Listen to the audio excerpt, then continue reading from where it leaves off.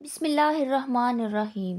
السلام علیکم ناظرین، جیسا کہ پچھلی ویڈیو میں ہم نے بیان کیا کہ کس طرح اعلان نبوت سے پہلے حضور نبی کریم صلی اللہ علیہ وسلم کی حضرت خدیجہ رضی اللہ تعالی عنہا سے پہلی ملاقات ہوئی، اور آپ کیسے حضرت خدیجہ رضی اللہ تعالی عنہا کا سامان تجارت لے کر شام کے سفر پر گئے۔ اور آج کی اس ویڈیو میں ہم آپ کو شام کے اس سفر میں پیش آنے والے معجزات اور حضور نبی کریم صلی اللہ علیہ وسلم اور حضرت خدیجہ رضی اللہ تعالی عنہا کے نکاح کی تفصیلات بتائیں گے۔ معزز سامعین، جب قافلہ حضرت خدیجہ کا سامان تجارت لے کر شام کی طرف روانہ ہوا تو کچھ فاصلہ طے کرنے کے بعد سیدہ خدیجہ کے 2 اونٹ بہت زیادہ تھک گئے تھے اور چلنے کے قابل نہ رہے تھے، جس کی وجہ سے آپ کا غلام میسرہ قافلے کے پیچھے رہ گیا تھا۔ نبی کریم صلی اللہ علیہ وسلم قافلے کے اگلے حصے میں تھے۔ میسرہ ان اونٹوں کی وجہ سے پریشان ہوا تو دوڑتا ہوا اگلے حصے کی طرف آیا اور اپنی پریشانی کے بارے میں آپ صلی اللہ علیہ وسلم کو بتایا۔ آپ صلی اللہ علیہ وسلم اس کے ساتھ ان دونوں اونٹوں کے پاس تشریف لائے، ان کی کمر اور پچھلے حصے پر ہاتھ پھیرا، کچھ پڑھ کر دم کیا۔ آپ صلی اللہ علیہ وسلم کا ایسا کرنا تھا کہ اونٹ اسی وقت ٹھیک ہو گئے اور اس قدر تیز چلے کہ قافلے کے اگلے حصے میں پہنچ گئے۔ اب وہ اونٹ منہ سے آوازیں نکال رہے تھے اور چلنے میں جوش و خروش کا اظہار کر رہے تھے۔ پھر قافلے والوں نے اپنا سامان فروخت کیا۔ اس بار انہیں اتنا نفع ہوا کہ پہلے کبھی نہیں ہوا تھا۔ چنانچہ میسرہ نے آپ صلی اللہ علیہ وسلم سے کہا، اے محمد صلی اللہ علیہ وسلم، ہم سالہ سال سے سیدہ خدیجہ کے لیے تجارت کر رہے ہیں، مگر اتنا زبردست نفع ہمیں کبھی نہیں ہوا جتنا اس بار ہوا ہے۔ آخر قافلہ واپس مکہ کی طرف روانہ ہوا۔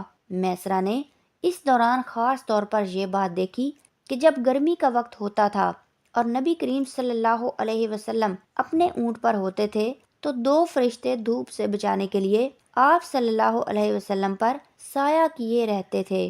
ان تمام باتوں کی وجہ سے میسرہ کے دل میں آپ صلی اللہ علیہ وسلم کی محبت گھر کر گئی اور یوں لگنے لگا جیسے وہ آپ کا غلام ہو۔ آپ صلی اللہ علیہ وسلم دوپہر کے وقت مکہ میں داخل ہوئے۔ آپ باقی قافلے سے پہلے پہنچ گئے تھے۔ آپ صلی اللہ علیہ وسلم سیدھے حضرت خدیجہ رضی اللہ تعالی عنہا کے گھر پہنچے۔ وہ اس وقت چند عورتوں کے ساتھ بیٹھی تھیں۔ انہوں نے دور سے آپ کو دیکھ لیا۔ آپ اونٹ پر سوار تھے اور 2 فرشتے آپ پر سایہ کیے ہوئے تھے۔ حضرت خدیجہ رضی اللہ تعالی عنہا نے یہ منظر دوسری عورتوں کو بھی دکھایا۔ وہ بہت حیران ہوئیں۔ اب آپ صلی اللہ علیہ وسلم نے حضرت خدیجہ کو تجارت کے حالات سنائے، منافع کے بارے میں بتایا۔ اس مرتبہ پہلے کی نسبت 2 گنا منافع ہوا تھا۔ حضرت خدیجہ رضی اللہ تعالی عنہا بہت خوش ہوئیں۔ انہوں نے پوچھا، میسرہ کہاں ہے؟ آپ صلی اللہ علیہ وسلم نے بتایا، وہ ابھی پیچھے ہے۔ یہ سن کر سیدہ رضی اللہ تعالی عنہا نے کہا، آپ صلی اللہ علیہ وسلم فوراً اس کے پاس جائیے اور اسے جلد از جلد میرے پاس لائیے۔ آپ صلی اللہ علیہ وسلم واپس روانہ ہوئے۔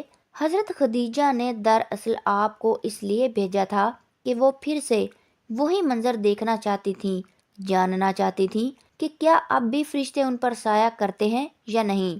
جو ہی آپ روانہ ہوئے، یہ اپنے مکان کے اوپر چڑھ گئیں اور وہاں آپ کو دیکھنے لگیں۔ آپ صلی اللہ علیہ وسلم کی شان اب بھی وہی نظر آئی۔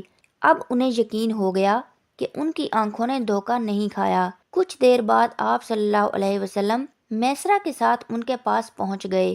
حضرت خدیجہ رضی اللہ تعالی عنہا نے میسرہ سے کہا، میں نے ان پر 2 فرشتوں کو سایہ کرتے ہوئے دیکھا ہے، کیا تم نے بھی کوئی ایسا منظر دیکھا ہے؟ جواب میں میسرہ نے کہا، میں تو یہ منظر اس وقت سے دیکھ رہا ہوں جب قافلہ شام سے روانہ ہوا تھا۔ اس کے بعد میسرہ نے نستورہ سے ملاقات کا حال سنایا۔ دوسرے آدمی نے جو کہا تھا وہ بھی بتایا، پھر اونٹوں والا واقعہ بتایا۔ یہ تمام باتیں سننے کے بعد سیدہ خدیجہ رضی اللہ تعالی عنہا نے آپ کو طے شدہ اجرت سے 2 گنا دی، جبکہ طے شدہ اجرت پہلے ہی دوسرے لوگوں کی نسبت 2 گنا تھی۔ ان تمام باتوں سے سیدہ خدیجہ رضی اللہ تعالی عنہا بہت حیران ہوئیں۔ اب وہ اپنے چچا زاد بھائی ورقہ بن نوفل سے ملی۔ یہ پچھلی کتابوں کے عالم تھے۔ سیدہ خدیجہ نے انہیں جو کچھ خود دیکھا اور میسرہ کی زبانی سنا تھا وہ سب کہہ سنایا۔ ورقہ بن نوفل اس وقت عیسائی مذہب سے تعلق رکھتے تھے۔ اس سے پہلے وہ یہودی تھے۔ سیدہ خدیجہ کی تمام باتیں سن کر ورقہ بن نوفل نے کہا، خدیجہ اگر یہ باتیں سچ ہیں تو سمجھ لو محمد صلی اللہ علیہ وسلم اس امت کے نبی ہیں، دنیا کو انہی کا انتظار تھا، یہی ان کا زمانہ ہے۔ یہاں یہ بات بھی واضح ہو جائے کہ نبی اکرم صلی اللہ علیہ وسلم نے سیدہ خدیجہ کے لیے تجارتی سفر صرف ایک ہی بار نہیں کیا، چند سفر اور بھی کیے۔ سیدہ خدیجہ ایک شریف اور پاک باز عورت تھیں، نسب کے اعتبار سے بھی قریش میں سب سے اعلیٰ تھیں، انہیں قریش کی سیدہ کہا جاتا تھا۔ قوم کے بہت سے لوگ ان سے نکاح کے خواہش مند تھے، کئی نوجوانوں کے پیغام ان تک پہنچ چکے تھے، لیکن انہوں نے کسی کے پیغام کو قبول نہیں کیا تھا۔ نبی اکرم صلی اللہ علیہ وسلم تجارت کے سفر سے واپس آئے تو آپ کی خصوصیات دیکھ کر اور آپ کی باتیں سن کر وہ آپ سے بہت زیادہ متاثر ہو چکی تھیں، لہٰذا انہوں نے ایک خاتون نفیسہ بنت منیحہ کو آپ کی خدمت میں بھیجا۔ انہوں نے آ کر آپ صلی اللہ علیہ وسلم سے کہا کہ اگر کوئی دولت مند اور پاک باز عورت خود آپ کو نکاح کی پیشکش کرے تو کیا آپ مان لیں گے؟ ان کی بات سن کر آپ صلی اللہ علیہ وسلم نے فرمایا، وہ کون ہے نفیسہ؟ نفیسہ نے فوراً کہا، خدیجہ بنت خویلد۔ آپ صلی اللہ علیہ وسلم نے انہیں اجازت دے دی۔ نفیسہ بنت منیحہ سیدہ خدیجہ کے پاس آئیں، انہیں ساری بات بتائی۔ سیدہ خدیجہ رضی اللہ تعالی عنہا نے اپنے چچا عمرو بن اسد کو اطلاع کرائی تاکہ وہ آ کر نکاح کر دیں۔ سیدہ خدیجہ رضی اللہ تعالی عنہا کی اس سے پہلے 2 مرتبہ شادی ہو چکی تھی۔ ان کا پہلا نکاح عتیق بن مائد سے ہوا تھا، اس سے بیٹی ہندہ پیدا ہوئی۔ عتیق کے فوت ہو جانے کے بعد سیدہ کا دوسرا نکاح ابو حالہ نامی شخص سے ہوا۔ ابو حالہ کی وفات کے بعد سیدہ خدیجہ بیوگی کی زندگی گزار رہی تھیں کہ انہوں نے آپ سے نکاح کا ارادہ کر لیا۔ اس وقت سیدہ کی عمر 40 سال کے لگ بھگ تھی۔ سیدہ خدیجہ رضی اللہ تعالی عنہا کے چچا عمرو بن اسد وہاں پہنچ گئے۔ ادھر نبی کریم صلی اللہ علیہ وسلم بھی اپنے چچا کو لے کر پہنچ گئے۔ نکاح کس نے پڑھایا؟ اس بارے روایات مختلف ہیں۔ ایک روایت میں ہے کہ یہ نکاح چچا ابو طالب نے پڑھایا۔